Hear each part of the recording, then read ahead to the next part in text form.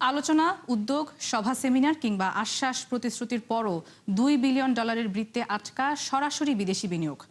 তারও সিংহভাগ আবার পুরনো প্রতিষ্ঠানের মাধ্যমে। অথচ এই সময়ে বহু গুণ এগিয়েছে প্রতিযোগী ভিয়েতনাম, ইন্দোনেশিয়া, কম্বোডিয়া কিংবা মালয়েশিয়া। এমনকি বাংলাদেশকে ছাড়িয়ে ছোট অর্থনীতির বেশ কিছু আফ্রিকার দেশও। বিশ্লেষকরা বলছেন, এখনও নীতি ও আইনি জটিলতা নিয়ে অসন্তুষ্ট বিদেশিরা। আছে গ্যাস, বিদ্যুৎ ও অবকাঠামো সংকটও। রাকিব হোসেন জানাচ্ছেন বিস্তারিত। স্বাধীনতার ৫৫ বছরে দেশের অর্থনীতি ছাড়িয়ে গেছে $500 বিলিয়ন ঘর, কিন্তু কর্মসংস্থান আর উৎপাদন প্রবৃদ্ধিতে সংকট রয়ে গেছে এখনো, যার পেছনে বড় কারণ সরাসরি বিদেশি বিনিয়োগ ঘাটতি। কেননা বহু বছর ধরে এফডিআই ঘুরপাক খাচ্ছে 2 বিলিয়নের নিচে। আংটাডের তথ্য মতে 2025 সালে $2 বিলিয়ন এফডিআই আসে বাংলাদেশে, যা এর আগের বছরের চেয়ে 45% বেশি, আর গেল 5 বছরের মধ্যেও সর্বোচ্চ।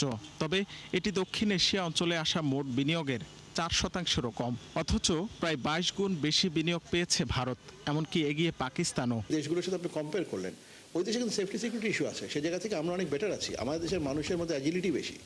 আমরা বিফল হওয়ার কোনো কারণ নেই, খালি বিনিয়োগ বান্ধব পরিবেশটা দরকার, লাল ফিতার দূরত্বটা কমানো দরকার, এবং ওভারঅল আমাদের কান্ট্রি হিসেবে ব্র্যান্ডিংটা স্ট্রং করা দরকার। বিদেশি বিনিয়োগকারী আসবে কিভাবে? তাদের আমারই নিজেরই কনফিডেন্সের একটা অভাব আছে। প্রথমে হচ্ছে জমি, দ্বিতীয় হচ্ছে বিদ্যুৎ ও জ্বালানি গ্যাস সরবরাহ, ওয়াটার ড্রেনেজ সিস্টেমস কিংবা পানি সরবরাহ। আপনার বিনিয়োগকারীরা যাতে কনফিডেন্স পায়, বিনিয়োগকারীরা যাতে আমলাতান্ত্রিক জটিলতায় না পড়ে, বিনিয়োগকারীরা যাতে রাজনৈতিক কোনো জটিলতায় না পড়ে।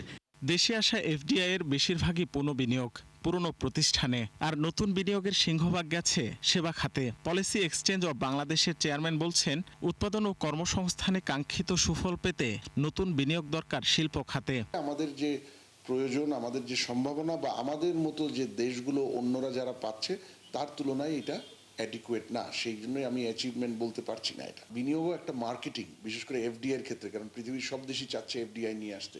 সেখানে আপনি যদি বিনিয়োগের বিভিন্ন ইভেন্টস তার ফলো থ্রু না হয় সিস্টেম্যাটিক এবং টাইমলি ওয়েতে, বিশেষ করে রিফর্মস এবং সক্ষমতার উন্নয়নের মাধ্যমে, তাহলে কিন্তু ওই মিডিয়াম বা লং টার্মেও সেটার ফলাফল পাওয়া যায় না। আংটাডের সবশেষ প্রতিবেদনে গ্রিনফিল্ড বা নতুন শিল্প কারখানা স্থাপনের জন্য এগিয়ে রাখা হয়েছে বাংলাদেশকে। অ্যামচেম সভাপতি বলছেন, যুক্তরাষ্ট্রের সঙ্গে করা বাণিজ্য চুক্তি গোটা বিশ্বে একটি ইতিবাচক বার্তা দিয়েছে। এখন সরকারের প্রচেষ্টা সফলভাবে বাস্তবায়ন হলে মিলবে কাঙ্ক্ষিত সুফল।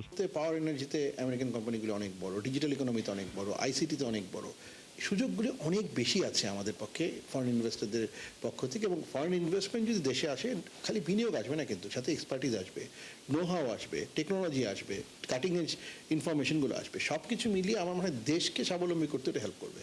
সব মিলিয়ে বাংলাদেশে এখন পর্যন্ত সরাসরি বিদেশি বিনিয়োগ এসেছে প্রায় $20 বিলিয়ন, যা জিডিপির 4%-রও কম। রাকিব হোসেন, 71, ঢাকা।